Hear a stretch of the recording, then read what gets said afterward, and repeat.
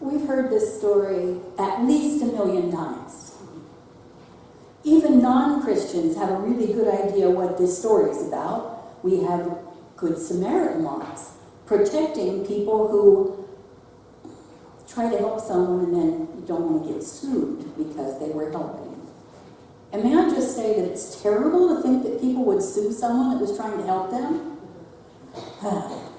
Anyway, in an attempt to get a different look at this story, I decided to try the Message version today, and sure enough, there it was. The religion scholar was looking for a loophole.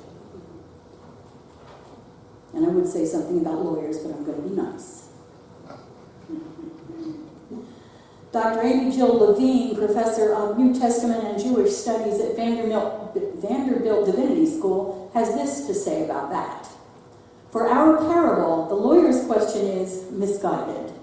To ask who is my neighbor is a polite way of saying who is not my neighbor, or who does not deserve my love, or whose lack of food and shelter can I ignore, or whom can I hate? The answer Jesus gives is no one. Everyone deserves that love, local or alien, Jew or Gentile, terrorist or rapist, everyone.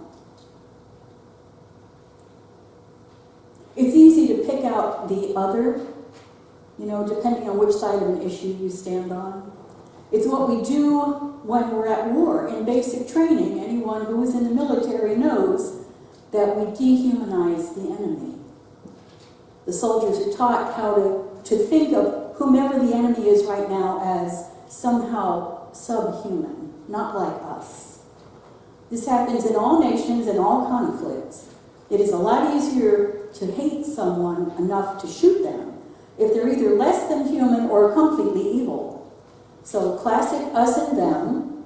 We are all things good and holy, and they are demon spawn and criminals, which is one thing for soldiers in wartime. But when the divide between us and them gets as deep as it is in our nation right now, even our best friends can suddenly become the other, the enemy, the not neighbor. Today in many cities around the country, immigration and customs enforcement agents are scheduled to begin large-scale raids, seeking to arrest and eventually deport thousands of undocumented immigrants. If you have been following the news, you know that some people think the ICE agents are agents of the devil, while other people think the same of those who are here without proper documentation. I am prepared to state that both of those opinions are wrong. She came to worship one Sunday with her baby daughter Rosie, and that was pretty much the end of anything anyone heard of what I had to say because baby. We didn't get a lot of babies in worship. She stayed for coffee fellowship, and she said she had been an MP in the Marine Corps and was now working for Homeland. She'd been attending her mother's church, which met in our same building, but that she decided she preferred an English-speaking congregation. Later, she confessed to me that her job at Homeland was with Immigration and Customs Enforcement, and that people at her mother's church didn't trust her. Many lacked proper documents, you see, and they were afraid she would turn them in and have them deported. She said, Pastor, I was in Bible study with them. I wasn't going to turn them in, but they didn't believe her. When I think of ICE, I think of her. Mother, daughter, Christian, friend. And for those who may be of the opinion that ICE is totally heartless and bad guy in this situation today, this notice appeared on Twitter yesterday. The city of New Orleans has confirmed with ICE that immigration enforcement will be temporarily suspended through the weekend in the Hurricane Barry impacted area of Louisiana and Mississippi. Make all storm preparations to stay safe regardless of your immigration status. As with all law enforcement agencies, protecting lives is of first importance. He's a dreamer. He didn't even know he wasn't a citizen until he applied for college.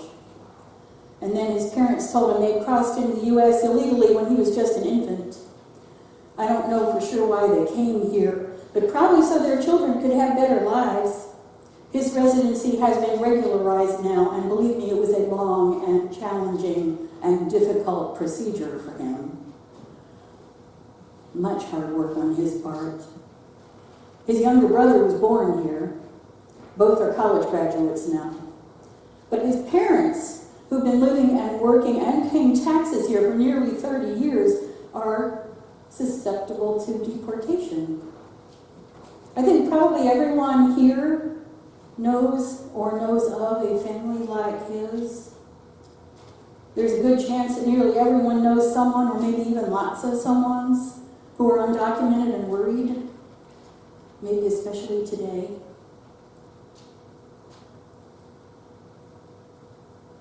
And I'm not using his and her names because we're friends on Facebook and they read my sermons, and I don't want them to see that.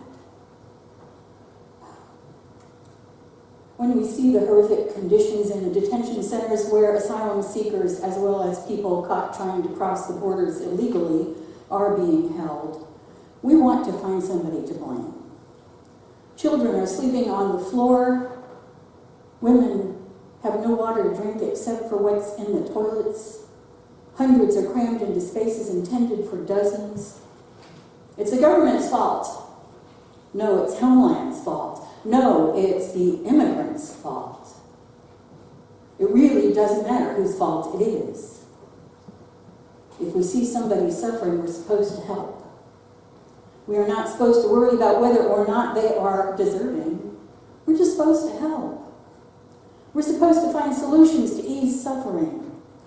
You know, feed the hungry, house the homeless, clothe the naked, comfort the prisoner. Don't care how they got that way. It would be great if we could solve the problems that caused the refugee crisis all over the world in the first place. But while governments work on that, we are supposed to do whatever we can do to help. There are no loopholes. I noticed something else different about this translation. I am used to seeing Jesus' question to the lawyer being, who was the neighbor to this man? But here it says, who became the neighbor? Who made a decision to help someone who is so different from themselves that helping them was kind of a big deal? The Samaritan in this parable provided food and shelter and medical care for someone who would not have sat at the same table with him, who wouldn't even have come to his home, who considered him unclean. And he knew that, but he did not care, because he saw a person suffering, and so he helped. The image we are using today, a black man helping a white man, could be anybody helping an other, an immigrant helping an ICE agent, a victim helping a rapist, a parent helping a pedophile, a conservative helping a liberal helping a conservative. This seemingly happens rarely enough that when it does, it becomes a big deal. And that's just sad. It should not be news when people help each other. There should not have to be laws protecting people who help somebody else. Our hymn today was written by Carolyn Winfrey Gillette, specifically in response to the planned immigration raids today. It calls on us to work for justice for those who live in fear. And the words of this hymn will mean different things for each of us. Some may take it as an imperative to help your actual neighbors who are in fear or danger of deportation. And if that's the case, Leah and I have links to resource materials that might be of help. Others may take it to mean that they should work toward changing current government policies toward immigration, especially for asylum seekers. And if that's the case, then you should contact your senator or congressperson. Still others may hear it as a call to help the responsible agencies in working to ease the conditions in detention centers where the need is indeed great. Because in most cases, everything I have been reading at least, the people who work in those centers are so frustrated that they cannot get what they need to provide adequately for the people who are in their care. However you hear the words to this hymn, remember that we are to be the neighbor in whatever way we can. Hear again how the story of the Good Samaritan ends. Jesus said, "What do you think?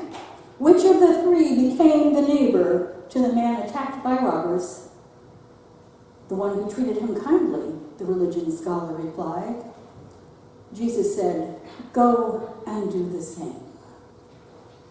And so you also go and be the neighbor in Jesus' name." Please stand and sing.